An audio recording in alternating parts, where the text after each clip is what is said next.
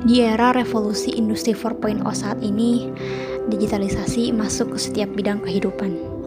Terlebih sekarang ini, kampanye pemikiran ekstrim kiri dan kanan sangat kentara di media sosial. Ruang cyber di mana generasi muda banyak menghabiskan waktu di sana. Sehingga bukan hal yang mudah untuk mempertahankan Pancasila sebagai ideologi negara. Pancasila lahir dengan 5 sila tersebut karena berakar pada sejarah, agama, peradaban, dan ketatanegaraan yang telah lama berkembang di Indonesia. Menggali di dalam khayalku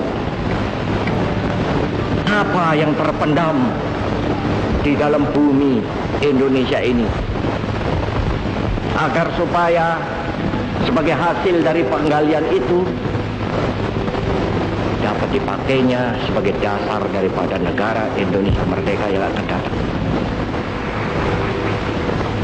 Sudah terbukti bahwa Pancasila yang saya gali dan saya persembahkan kepada rakyat Indonesia, bahwa Pancasila itu adalah benar-benar satu dasar yang dinamis, satu dasar yang benar-benar dapat menghimpun segenap tenaga rakyat Indonesia, satu dasar yang benar-benar bisa mempersatukan rakyat Indonesia itu untuk bukan saja mencetuskan revolusi, tetapi juga mengakhiri revolusi ini dengan hasil yang baik. Maka aku adalah sebenarnya utusan, wakil daripada revolusi Indonesia.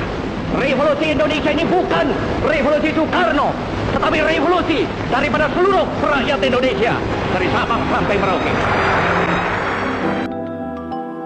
Akan tetapi, seiring berjalannya waktu, kesadaran masyarakat akan nilai-nilai yang terkandung dalam Pancasila tersebut mulai luntur. Bahkan ada yang tidak lagi menerapkannya dalam kehidupan bermasyarakat.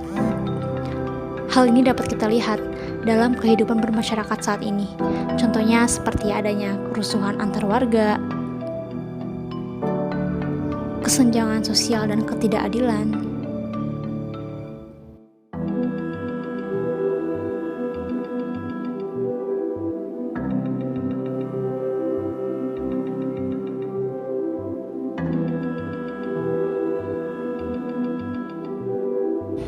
adanya perilaku korupsi, gaya hidup kebarat-baratan, hingga cyberbullying.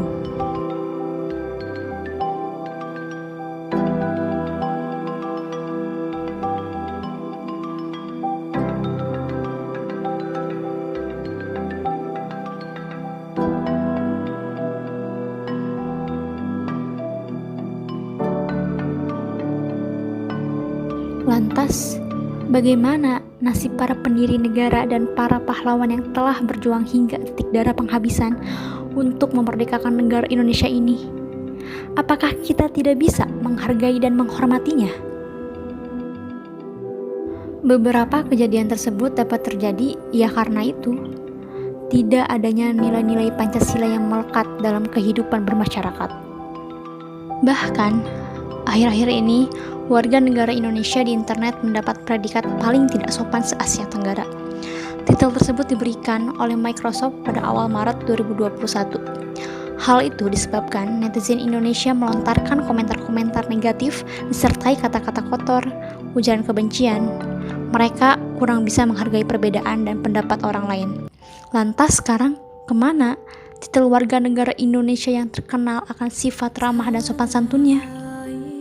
Faktor penyebab lunturnya nilai Pancasila tersebut diantaranya adalah kurang teguhnya ilmu agama yang dimiliki, kurangnya pendidikan Pancasila, efek dari globalisasi, kurang efektifnya pembinaan moral yang dilakukan.